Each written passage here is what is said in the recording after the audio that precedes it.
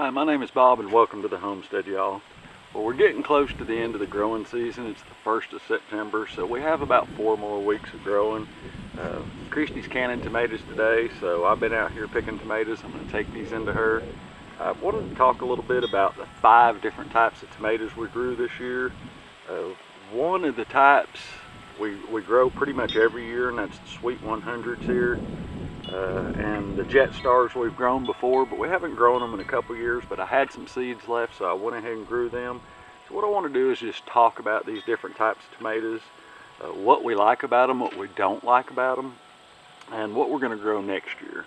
So I'll bring the camera in a little closer, zoom in and show you, and we'll talk about these 5 types of tomatoes and how they did for us this year. Okay. First one let's talk about is the Cert Rolas. These have a purple shoulder on them. Of course, they're yellow tomatoes. They're low in acid. They're a pretty tomato. They get big. They remind me of a beefsteak tomato. We'll probably grow just a few plants of these next year. Christy loved the flavor of them and eating them fresh, but as far as canning, they're real low in acid. So we did freeze dry a whole bunch of these. If you're not familiar with the freeze drying process, you can go to our Facebook. Just go to Facebook and type in Hippie Hill Homestead, and we put a lot of our freeze dry stuff on there, how we freeze dried them, how long it took, and whether we liked them. Now these were good to slice up and put a little sea salt on them and freeze dry them, and they work great as a snack. But as far as growing a whole bunch of them, next year we won't grow a whole bunch. This is an heirloom variety. Now it's not resistant to any disease. We got bacteria spot this year. Of course, we neglected our garden from about the beginning of July because of family issues on both sides of our family. Christy and I had emergencies and still are having issues. But anyhow, this tomato, we will grow some next year, but it won't be very many. It'll just be a couple plants. Now, of course, this tomato here, slide that aside, is our Sweet 100s. We grow them every year. Christy just makes some of the best salsa you've ever had with the Sweet 100s because they are so sweet. Now she just blends them up, skin and all, and uses them for salsa. You can see they're big old tomatoes, pretty tomatoes. And the Sweet 100s produce a lot of tomatoes. So that's why we grow them every year, plus the sweet taste. They're just wonderful little tomatoes to grow.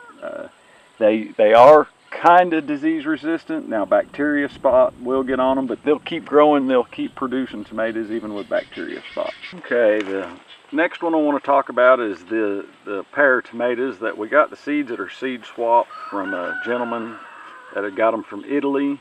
Said they were Pomodoro. Well, when I looked it up, Pomodoro meant tomato in Italian, so all I know is they're a red pear tomato. They're kind of like a paste tomato. They're good sized tomatoes. They have good flavor, and we may grow a few of them next year.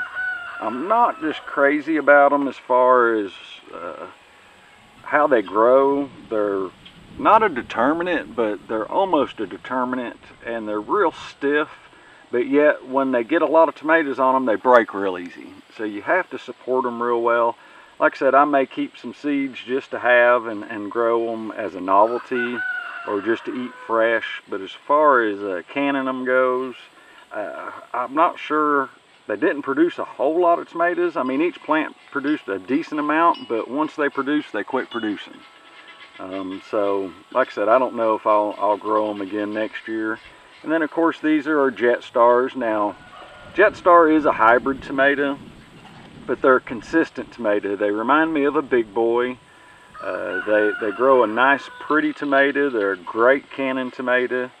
Like I said, it is a hybrid tomato, so the seeds you have to get every year if you want to keep these the same every year. I may keep some of these and see what kind of tomato I get out of them, but when you save a hybrid tomato, it takes several years to stabilize the seed, and that's a lot of investment, so I don't know whether I'll do it or not. I may just keep a few just to see what the parent plant was on this one, the 2 parent plants, and grow them. But I don't think that I'll grow many of these again.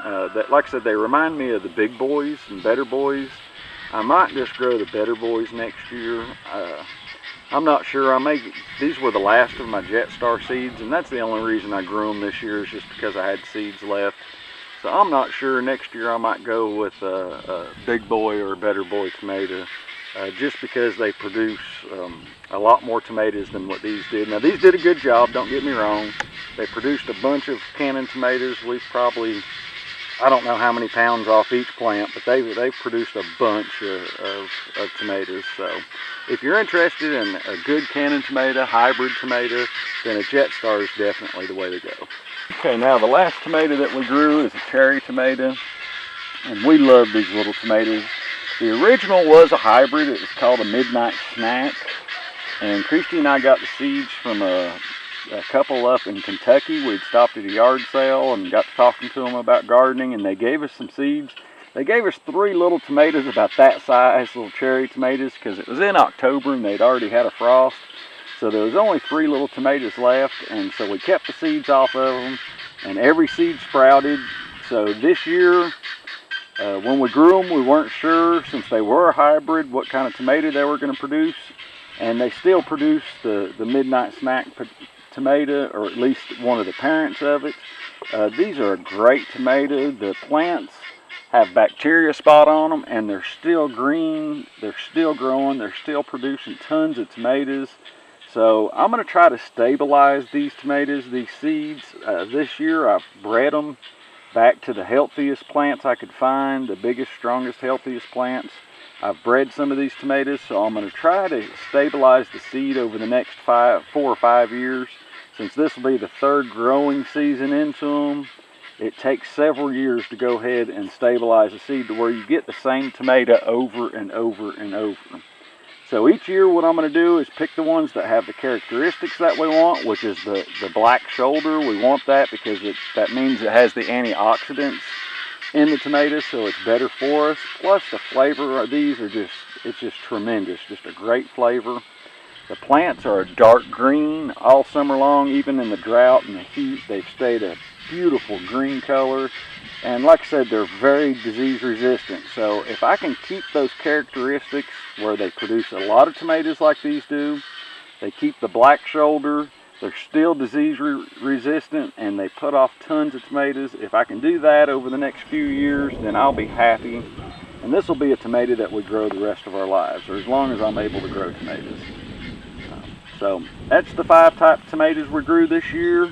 We did not grow Amish paste, which is one we've grown for years and years and years, and next year I will be growing Amish paste again.